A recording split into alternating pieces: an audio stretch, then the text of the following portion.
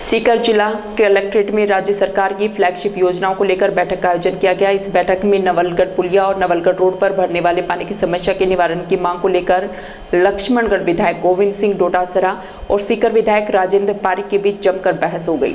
नवलगढ़ पुलिया और नवलगढ़ रोड पर होने वाले जल भराव की समस्या के निवारण के लिए पीडब्ल्यूडी विभाग और नगर परिषद के अधिकारियों द्वारा की गई तैयारियों को लेकर पीसीसी चीफ गोविंद सिंह डोटासरा ने अधिकारियों से जवाब मांगा, जिस पर सीकर विधायक राजेंद्र पारिक ने तैयारियों को लेकर अधिकारियों का पक्ष लिया।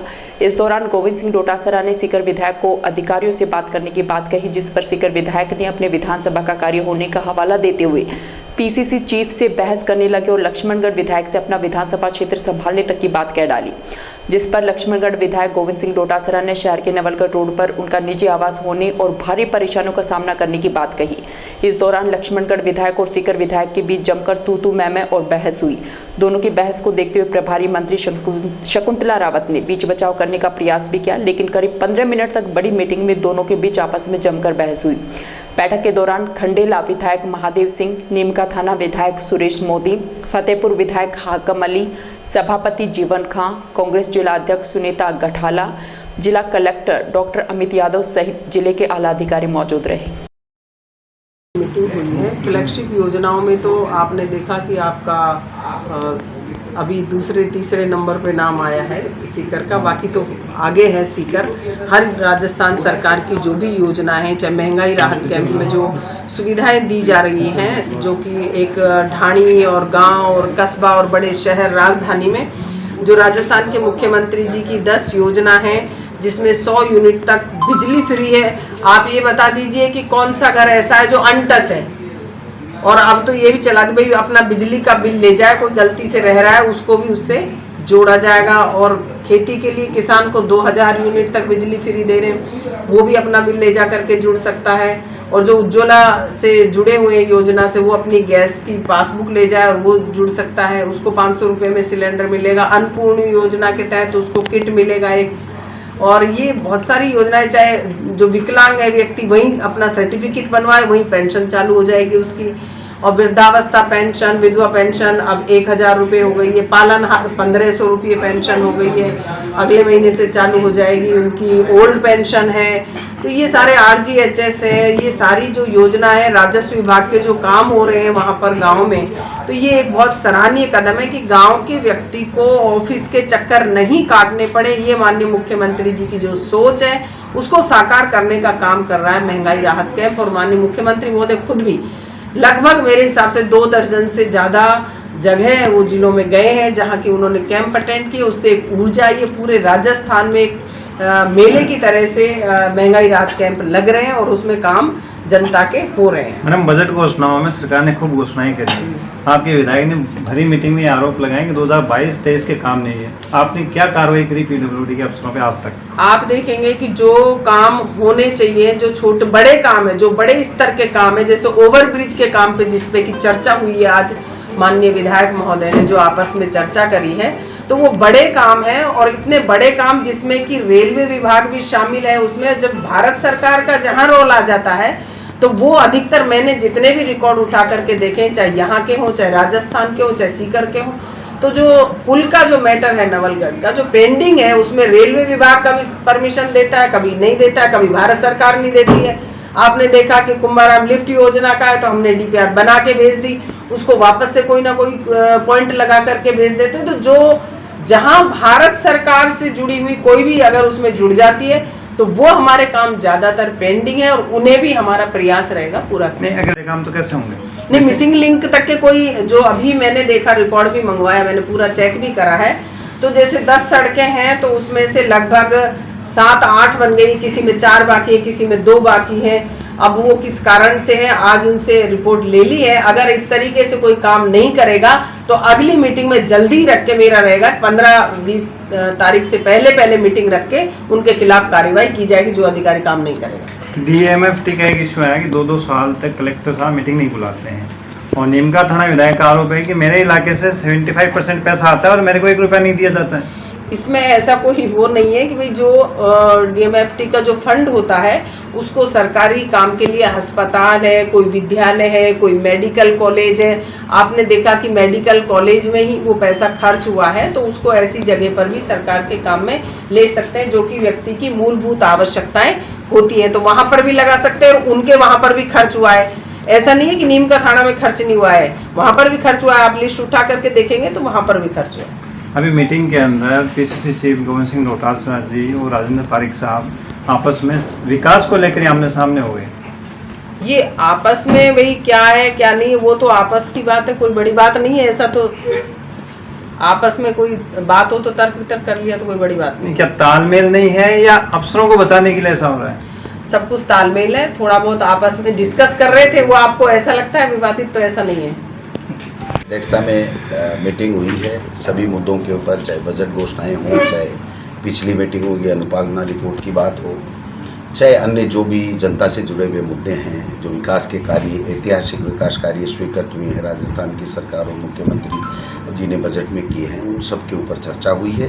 और जहाँ जहाँ दिक्कतें हमें दिखाई दी, जनता हमको जो फीडबैक देती है, कहाँ क्या काम धीमा हो रहा है, कहाँ क्वालिटी में समझौता हो रहा है, या कहाँ कौन सा बजट की घोषणा की पालना नहीं हुई, उन सब मुद्दों के ऊपर हमने बैठक में चर्चा की और अधिकारियों को मंत्री जी ने उचित दिशा निर्देश दिए जिससे जल्दी से जल्दी काम हो। मीटिंग में आपने कलेक्टर साहब को कहा कि हेल्पलेस हैं कलेक्टर और पावरलेस, और प्रशासन को फेल बताया आपने फेल बताया और कलेक्टर अपने आप को पावरलेस बताते हैं। नहीं क्या ऐसा कुछ नहीं है, न तो कलेक्टर पावरलेस है और न हेल्पलेस है। बात मुद्दे की ये थी कि बजट घोषणा में जो मुद्दे बजट में घोषित हुए हैं उनके ऊपर अभी काम जिस प्रोग्रेस से होना चाहिए, जिस गति से होना चाहिए, वो नहीं हो रहा है। जैसे नवलगढ़ रोड पुलिया, जहां हम थे वहीं के वहीं खड़े हैं।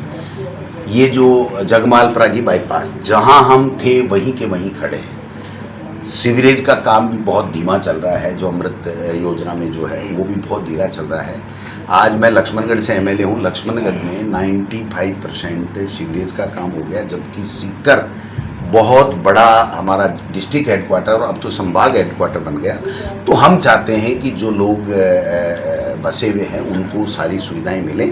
तो इसके लिए जहाँ जहाँ भी मीटिंगें होती है तो हम लोग डिस्कस करते रहते हैं, चर्चा करते रहते हैं और उचित निर्देश देते रहते हैं। कहाँ राज्य सरकार के लेवल पर अगर कोई कहीं दिक्कत आती है तो उसको भी हमने अखिल अरोड़ा जी से पहले अभी बात की कि पीडब्ल्यूडी के जो ठेकेदार हैं वो टेंडर नहीं डाल रहे हैं, तो उस समस्या को समाधान किया जाए तुरंत। प्रमुख शासन सचिव जो पीडब्ल्यूडी से बात करके, और हमने जो अग्रवाल साहब हैं जो पीएचडी के जो हमारे जल जीवन मिशन को देख रहे हैं, वो प्रमुख शासन एसीएस हैं, तो उनसे भी हमने बात की कि जो टेंडर प्रक्रिया है उसको, जो कुंभाराम लिफ्ट परियोजना है उसको हम जल्दी से जल्दी इसकी डीपीआर करें। तो उन्होंने कहा कि कल हम हाई लेवल की जो भारत सरकार के प्रतिनिधि के साथ में बैठक होती है उसको बैठक करें, क्योंकि देखिए हमारी बजट घोषणा है कि कुंभाराम लिफ्ट परियोजना के माध्यम से हम जल्दी से जल्दी डीपीआर बना करके, और हम लोगों को जो सीकर जिले के 7, 8, 9 विधानसभा क्षेत्र है उनमें से 2 में तो आ गया, लेकिन बाकी में पानी नहीं है, उसकी भी हमने बात कही, वो जल्दी से जल्दी होना चाहिए। तो जो बजट घोषणा है वो हमारी टॉप प्रायोरिटी में होना चाहिए, और उसको लेकर के किसी तरह का समझौता नहीं होना चाहिए, और ये क्वालिटी के साथ किसी तरह का समझौता नहीं होना चाहिए। ये 2 प्रमुख मांगे हैं। के अंदर 2022-23 का काम पूरा नहीं हुआ, जो सड़कें बना दी गई वो 1 साल में उखड़ गई। पिछले मीटिंग में भी ऐसे इशू उठे थे, आपने कहा कि जो काम गलत करेगा उसके खिलाफ कार्रवाई होगी। 1 महीने बाद मीटिंग हो रही है, कोई कार्रवाई अभी तक नजर नहीं है, तो क्या ऐसे ही चलेगा? नहीं, ऐसा है। देखिए, आज हमने चला के कहा, हमने जनप्रतिनिधियों ने, आकम भाई और हमने खुद कहा है कि आप फतेहपुर लक्ष्मणगढ़ से क्वालिटी की जांच कराइए, वहाँ से शुरू कीजिए। अगर सीकर में नहीं करानी हो या करानी हो, ये तो प्रशासन को देखना है, लेकिन मैं तो ये चाहता हूँ कि जो भी काम हो क्वालिटी का हो, क्योंकि सरकार का जो पैसा लगता है उसका पूरा सदुपयोग होना चाहिए। ये हमारा व्यक्तिगत पैसा नहीं है, ये जनता का पैसा है। उन पर कार्रवाई तो हो, कोई अधिकारी पर, लापरवाह अधिकारी पर कार्रवाई आज तक नहीं हुई। नहीं, अब रिपोर्ट आएगी तभी तो होगी। अब वो कह रहे हैं कि 4 सड़कें पेंडिंग हैं। हमारे पास में जो हमारे जो सरपंच वगैरह जनप्रतिनिधि हमको फीडबैक देते हैं एमएलए साहब को, और हमको कि साहब नहीं इतना नहीं हुआ, इतना नहीं हुआ। तो इसी के लिए हमने निर्देश दे दिया आज प्रभारी मंत्री जी ने कि भाई इसको चेक कराओ और हमको 15 दिन में रिपोर्ट दो। तो 15 दिन में रिपोर्ट आ जाएगी। अगर कोई ठीक काम नहीं कर रहा है तो उसके खिलाफ कार्रवाई भी होगी, उसमें कोई दिक्कत वाली बात नहीं। धन्यवाद। ये भी तय किया है कि जो रोडें बन रही हैं उसकी क्वालिटी कंट्रोल से जयपुर से चेक होनी चाहिए, यहाँ की क्वालिटी कंट्रोल से चेक नहीं होनी चाहिए। ये मेरा व्यक्तिगत मानना है। तो जिला कलेक्टर को प्रभारी मंत्री जी ने ये कहा है कि इसको दिखवाइए, करवाइए, क्योंकि क्वालिटी के साथ समझौता होता है तो पैसा भी लग जाता है और फिर जनता को उसका पूरा लाभ नहीं मिलता। तो हमारा कोई व्यक्तिगत किसी से, कोई अफसर से, नेता से कोई दुराभाव नहीं है, किसी तरह का कोई नहीं है।